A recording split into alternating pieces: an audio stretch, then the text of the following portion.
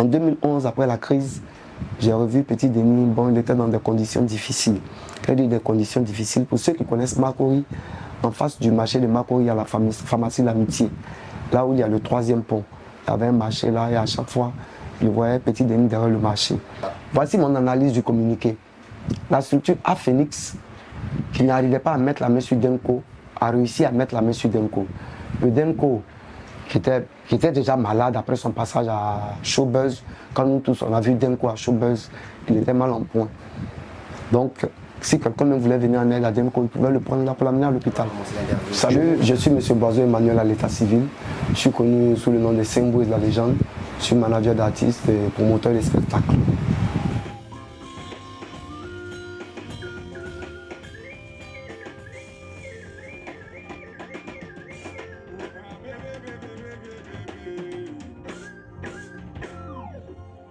Ce quartier, c'est presque toute ma vie. J'ai grandi là et passé presque une partie de ma vie là. À chaque fois que je me retrouve ici, c'est toute une joie pour moi. À chaque fois que j'arrive là.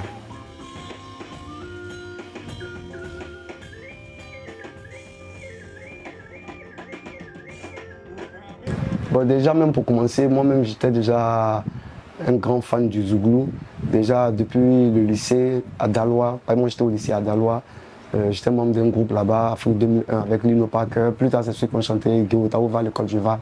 On était à Daloa, tout et tout, et il y a comment les choses se passaient. Donc, quand j'arrive à Abidjan après le lycée, j'étais sous-collecteur à la mairie de Makori. Déjà là, comme j'aimais déjà la chose, tout et tout, donc je me rapprochais de tout le monde. C'est comme ça, Vieux Gazeur, il est comme un grand frère à moi, on était ensemble, tout et tout. Et puis j'ai eu mes premiers amis dans le milieu, comme ça, Kamso Marabout.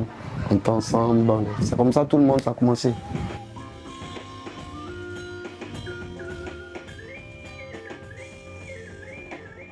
Vieux Gazeur, lui, il est comme un grand frère pour moi aujourd'hui. Siro, c'était un frère à moi, Fitini aussi, tout. Bon, de bons liens, quoi, ça va, ça va.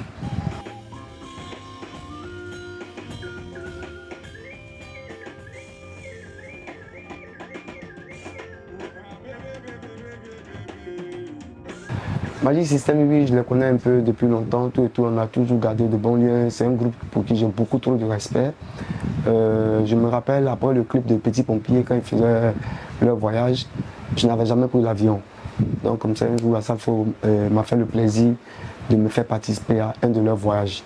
C'est comme ça que j'ai pris l'avion pour la première fois. Et Magic System devait jouer un vendredi à Bogo du Lasso et le dimanche qu'il allait suivre à Ouagadougou, sachant que le samedi, il devait jouer au Togo. Donc on était à Bogo du Lasso et le samedi, il n'y avait pas de vol Bogo du Lasso au Togo. Donc nous envoyons un avion privé de 6 places pour partir au Togo. Mais là, au décollage, l'avion avait du mal à percer le vent, tout et tout, et nous tous, on avait très peur, parce que vraiment, ça faisait peur.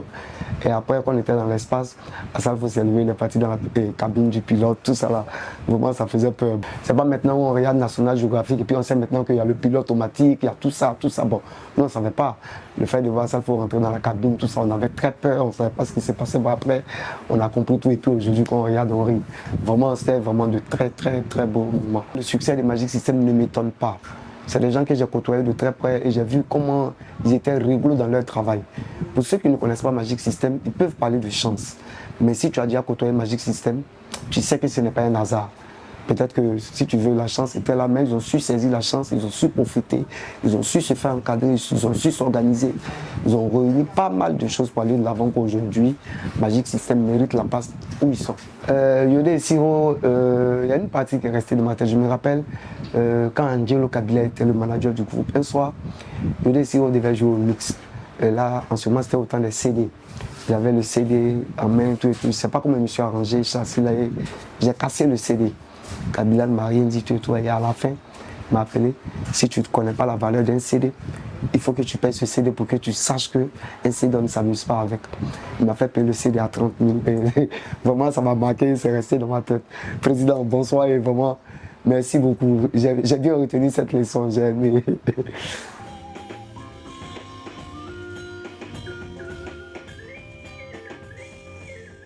Petit Denis, déjà depuis les années Warrior, du côté de Makori, je le voyais là, on habitait le même quartier, je le voyais à chaque fois, mais on s'est plus rapproché autour des années 2006. En 2006, Vieux Gazé avait un maquis qu'on appelle le lycée, qui était le temple du Zougou.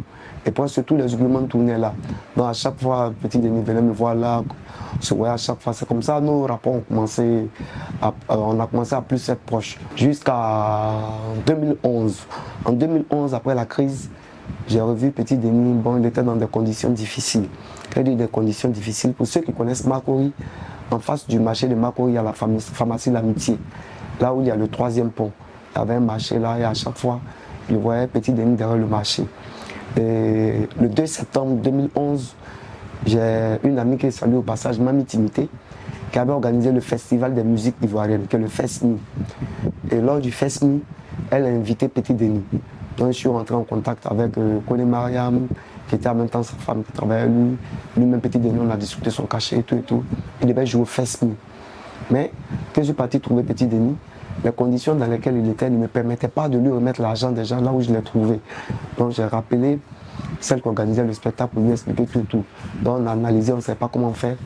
Et lui-même, quand je l'ai croisé, il m'a dit bon, il voulait prendre son argent, mais j'ai trouvé qu'il ne pouvait pas lui remettre l'avance.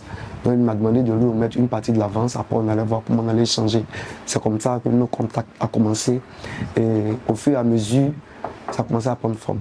Parce qu'après le spectacle, normalement, on a filmé le spectacle, on devait se séparer. Mais ces conditions de vie, là où je l'ai trouvé, je ne voulais pas l'abandonner là. Et souvent, il restait au marché un peu plus tard, tout et tout. C'est comme ça que je lui ai dit non.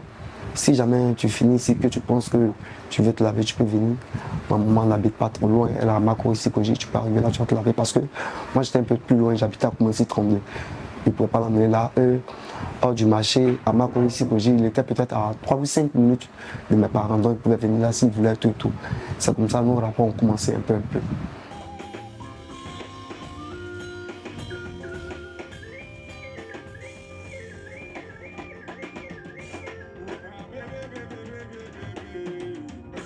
En 2016, Petit Denis fait sortir l'album El Capo.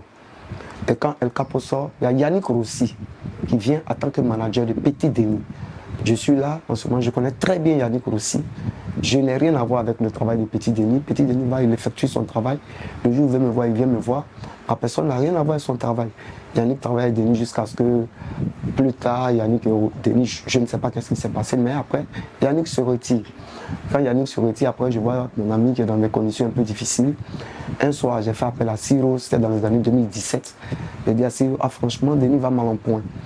Siro m'a dit, ok, essaie de le retrouver, on va voir ce qu'on peut faire. Et quand j'ai fait appel à Siro, le lendemain, Siro me dit de faire signe à Denis. J'arrive, j'étais avec Priscilla Degamé ce jour-là. Je suis parti chercher Denis à Trècheville. Et Siro vient, il prend Denis, il envoie un cure de désintox, sans bruit. Il l'envoie là-bas, il est interné. Il fait près de 1 mois, 3 semaines. Vraiment, c'était coûteux, vraiment. Mais ce n'est pas à moi de dire les sommes. Siro lui-même, il est là, il pourra donner les sommes, tout. Après la cure de désintox, Siro a trouvé quand même utile. Il s'est dit, Denis ne pouvait pas quitter un cure de désintox et il allait le laisser là. Donc il le prend, il le met en studio. Denis enregistre. Et après l'enregistrement, Denis qui est mal en point, Siro ne trouve pas bon de faire un clip de Petit Denis. Donc comme ça, après, il s'est dit, bon, si la santé de Denis s'améliorait, il allait faire un clip de Petit Denis. Donc c'est comme ça, il attend d'abord tout. Et en ce moment, moi qui vivais à Koumassi-Remblai, j'ai pris Denis, il vivait avec moi. On était ensemble jusqu'à ce qu'en 2019, Dao arrive, il prend Denis pour partir en France. Et quand Dao prend Denis pour partir en France, comme je ne suis pas le manager de Denis, c'est pas moi qui goupille. Tout se passe avec Mariam. Denis, tout ce qu'il m'a dit, je dois partir en France. Donc tous les détails de vivre en France, tout s'est passé. Moi, je n'avais rien à voir dedans. Denis était chez moi, il s'est levé, il est parti en France. Le 9 mars 2020, Denis revient de France. Et quand il revient de France, il était parti en France avec Dao. Donc ils ont signé un contrat avec une maison pour un concert à Abidjan. Donc quand ils reviennent à Abidjan, Dao et moi, on se parlait au téléphone. Donc j'étais à l'aéroport, on a accueilli Denis. Le concert devait avoir lieu le 20 mars. Le concert va avoir lieu le 20 mars. Malheureusement, il y a le coronavirus qui arrive, tout. À 2 ou 3 jours du concert, le préfet d'Abidjan nous apprend que les événements qui rassemblent plusieurs personnes ne peuvent pas avoir lieu. Donc, c'est que le concert est annulé. Et franchement, c'était un coup dur pour Denis. Ça agit sur son moral, vraiment. C'était vraiment un coup dur pour lui. Et là, toutes les activités se sont arrêtées. On était dans des résidences pour le concert, on devait quitter les résidences, tout. Et là, Denis revient avec moi. J'étais à Koumoussi en ce moment, on va et on reste ensemble chez moi pendant ce temps. Et après, Dao il retourne en France, tout et tout. Mais en 2021, Dao revient et il prend Denis, il le ramène à Paris. Denis était à Paris, après un bon moment, il y a eu des histoires entre Dao et Denis. Bon, moi je n'avais pas la bonne version des faits, mais néanmoins en ce temps, j'ai soutenu Denis et Dao et moi-même, il y a eu des embrouilles pendant ces moments, tout et tout, où on ne s'entendait pas. Donc après, j'ai mieux compris ce qui se passait. C'est ainsi que Dao et moi, on a fait la paix, on est passé à autre chose. Mais pendant cette époque, Denis, il a signé un contrat avec une maison de production. Denis m'a même parlé de la maison, franchement, j'étais très content. J'ai vu un artiste qui allait avoir une carrière internationale. J'étais fier, j'étais content. Et je voyais un artiste qui allait passer à une autre étape de sa carrière. J'étais très content pour lui. Le 16 septembre 2022, la structure Aphénix, qui a signé un contrat avec Denis, sort un EP de 5 titres. Et le EP s'appelle Lampedusa. C'est sorti le 16 septembre. Et vous pouvez déjà voir sur la page de Denis, le 15 septembre déjà, la structure annonce sa collaboration avec pas mal de personnes. Il y a la structure Genisphere, qui est en Europe, qui va se charger du management et du booking. Et il y a Saint-Brice qui est à Abidjan, qui va être manager Afrique de Denis. C'est pour la première fois que je vais devenir manager officiellement de Denis. Mais après l'annonce, je ne reçois pas un contrat de management. Le 23 décembre, Denko doit revenir en Côte d'Ivoire. J'étais déjà manager de Denko, mais je n'avais aucun contrat avec la structure. Cette fois-ci, la structure m'envoie un contrat. Le contrat dit, je suis représentant de la structure Aphénix et je serai manager de tous les artistes de Aphénix. Et Denko étant le premier artiste produit par Aphénix, je serai manager de Denko et par la suite, je serai aussi manager de tous les artistes qui ont été produits par Aphénix Music. Donc je reçois un contrat en bonne et due forme que je dois juste signer pour devenir manager de Petit Denis et des autres artistes de Aphénix. Mais avant le retour d'Abidjan de Denko, qui a plusieurs mésententes avec la structure, veut déjà quitter la structure. Denko n'est pas content de la structure parce que Denko trouve que la structure devait promouvoir son album. Avant de signer avec la structure, lui, il était déjà Denko. Bon, je tiens déjà à préciser que moi, j'étais en Afrique quand il signait avec la structure en Europe. Moi, je ne savais même pas que la structure venait d'être créée. C'est après que nous tous, on va comprendre ce qui se passe. Moi, le contrat de Aphénix, je ne l'avais pas signé. Donc, Denko et Aphénix, les relations n'étaient pas bonnes. Denko, il se plaignait de beaucoup de choses, tout et tout. Mais un jour, il y a Léo qui m'a appelé. Bonjour Saint-Brice, on a maintenant un représentant à Abidjan. Je lui ai donné ton numéro. Je souhaiterais que tu rentres en contact avec lui ou bien il va rentrer en contact avec toi. Effectivement, M. Paul-Anthony Gay, il m'a appelé, il s'est présenté à moi. Il m'a dit qu'il voulait parler à Denko. Mais il voulait aussi qu'on se croise. Je lui ai dit vraiment, il n'y a pas de souci, on va se croiser. Mais actuellement, comme je suis en train de faire des courses parce que je dois organiser un spectacle, j'ai vraiment pas le temps. Mais je vais trouver un temps libre pour qu'on se croise. Après le contact avec Paul-Anthony Gay, Aphénix me demande de mettre Paul-Anthony Gay sur la page de Denko. Bon, moi-même, sans arrière-pensée, je trouve que c'est normal parce que Denko a un contrat avec eux. Ce n'est pas moi qui crée la page de Denko, c'est les membres du Denko System qui créent la page de Denko. Quand Dao va en France avec Denko, le Denko System, ils mettent Dao en tant qu'administrateur. Quand après Dao et Serge, ils mettent Serge Kamaï Dao en tant qu'administrateur. Après, quand Dao demande à quitter la page, ils enlèvent Dao. C'est comme ça la page fonctionne. Quand Phoenix me demande de mettre, comment il s'appelle, Paul-Anthony Gay sur la page, je n'hésite pas. Je mets Paul-Anthony Gay sur la page. Aphénix fait ses publications sur la page. Et tout se passe bien. Jusqu'au 4 octobre, sur la page de Aphénix Music, Aphénix Music a annoncé Paul-Anthony Gay étant manager de Denko. J'étais très conscient que si je ne signe pas le contrat, que Paul-Anthony Gay signe le contrat, Paul-Anthony Gay allait être manager. Donc rien ne m'étonne. Parce que ça, je le savais déjà. Parce que je n'ai pas signé le contrat. Donc si Paul-Anthony Gay a signé le contrat, c'est bel et bien normal que lui, Paul-Anthony Gay, soit le manager de Denko. Aucune discussion là. Avant ça même, il y a la marque de Denko qui est sortie. Denko, il avait pour habitude, à chaque fois, c'est un tchia, il tacla. Et tacla, Ils ont fait sortir, c'est devenu une marque vestimentaire. Denko lui-même, il rêvait de faire des taclas, une marque vestimentaire. Je ne sais pas quelle a été sa collaboration avec sa structure, mais il était en Afrique quand la marque est sortie. Quand la marque est sortie, Denko était en colère. Il a trouvé qu'il n'avait rien reçu, il n'avait bénéficié de rien de la structure. Et voici enfin une marque qui sort. Il n'était vraiment pas content. Bon, moi qui ne connaissais pas, moi je ne connaissais pas les causes de leur contrat, donc je ne pouvais rien lui dire. Le 4 octobre, sur la page de Aphénix annonce Paul-Anthony Gay étant le manager de Denko. Moi j'étais déjà conscient que si je n'ai pas signé le contrat que j'avais depuis longtemps, si Paul-Anthony Gay signe le contrat, c'est bel et bien normal qu'il devienne le manager. Donc le 4 octobre, quand ils annoncent Paul-Anthony Gay comme étant le manager de Denko, moi ça ne m'étonne pas parce que je le savais. Et Denko qui a vu sur les réseaux sociaux et qui a entendu, j'étais à Yopougon quand j'ai croisé Denko, j'étais parti le voir ce jour-là. Il m'a demandé mais qu'est-ce qui se passe, je lui ai expliqué tout, il dit mais non, appelle Léo, je vais échanger avec lui.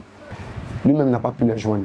Bon, il m'a envoyé un numéro, il dit dis à, comment il s'appelle, Anthony de me joindre sur ce numéro. J'ai même envoyé un message à Anthony. Denko dit de l'appeler sur ce numéro. Je ne sais pas, il m'a dit qu'il ne les a pas eu tout et tout. Moi, mon niveau, c'est là, c'est resté.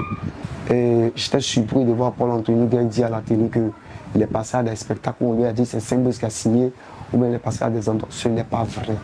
Ce n'est même pas vrai. Il dit qu'il a voulu arrêter des spectacles où il dit c'est Symbols qui a signé. Ce n'est pas vrai. Qu'il donne le nom d'un endroit fixe où le promoteur peut sortir un contrat.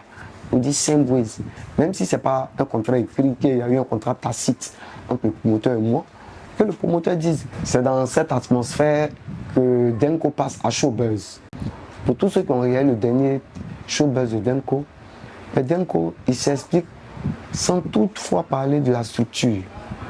Il s'est prononcé sur son envie de vouloir travailler avec Dao, il s'est prononcé sur pas mal de choses, mais à aucun moment, il ne parle de la structure.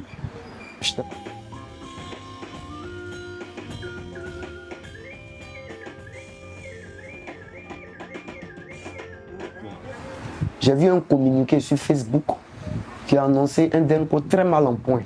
J'ai vu le communiqué comme tout le monde. Et vraiment, le communiqué, il était un peu trop fort. Quelqu'un, on annonce sa maladie après 24 heures, les mots qu'on emploie, comment on emploie les mots, vraiment, le communiqué, il était fort. Et même, il y a des personnes qui ont essayé de décortiquer le communiqué pour dire quand même qu'un artiste de la trempe de Denko, 24 heures après sa maladie, on ne peut pas faire une annonce d'un tel communiqué. Mais personne n'a dit un mot sur le communiqué et par la suite du communiqué, des rumeurs ont commencé. Les rumeurs annonçaient Denko pour mort. Et avec les rumeurs, tout et tout, la page n'a fait aucun démenti, rien.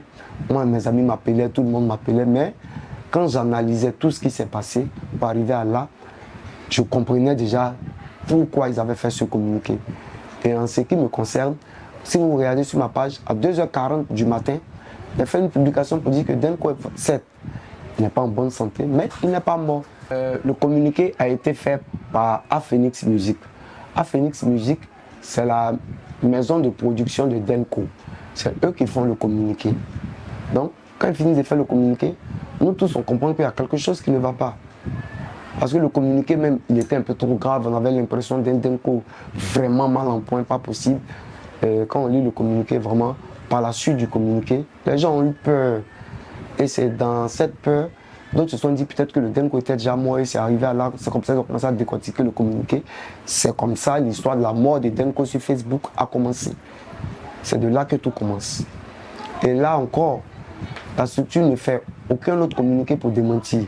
Donc, 24 heures, 48 heures, c'est en train de continuer tout et tout. Donc, comme nous autres, on nous appelait tout et tout. Mais quand je faisais l'analyse de toutes les étapes pour arriver à là, moi, j'avais l'impression de lire entre les grandes lignes pour comprendre certaines choses. Voici mon analyse du communiqué. La structure Aphénix, qui n'arrivait pas à mettre la main sur Denko, a réussi à mettre la main sur Denko. Le Denko, qui était déjà malade après son passage à Showbuzz, quand nous tous on a vu Denko à Showbuzz, il était mal en point. Donc, si quelqu'un même voulait venir en aide à Denko, il pouvait le prendre là pour l'amener à l'hôpital. Je vous rappelle que en 2017, quand j'ai fait appel à Yudé et Siro, quand ils ont pris Denko pour l'emmener en cure de désintoxication, le Denko, il n'était pas par terre, il marchait, il se promenait, il tournait. C'est là que Yudé et Siro ils prennent Denko pour l'emmener en cure de désintoxication. Donc quand Aphénix Musique va prendre Denko, moi je n'étais pas là. Je ne sais pas comment ça se passe. Donc je vous épargne des détails de quand ils sont partis le chercher parce que je n'étais pas là. Mais ils disent que la dame en question qu'ils ont présentée à la télé les aurait appelés pour leur signifier que Denko est malade. Ok. Donc quand ils arrivent, ils prennent Denko, ils l'envoient à l'hôpital. Ok. Ça c'est l'étape 1.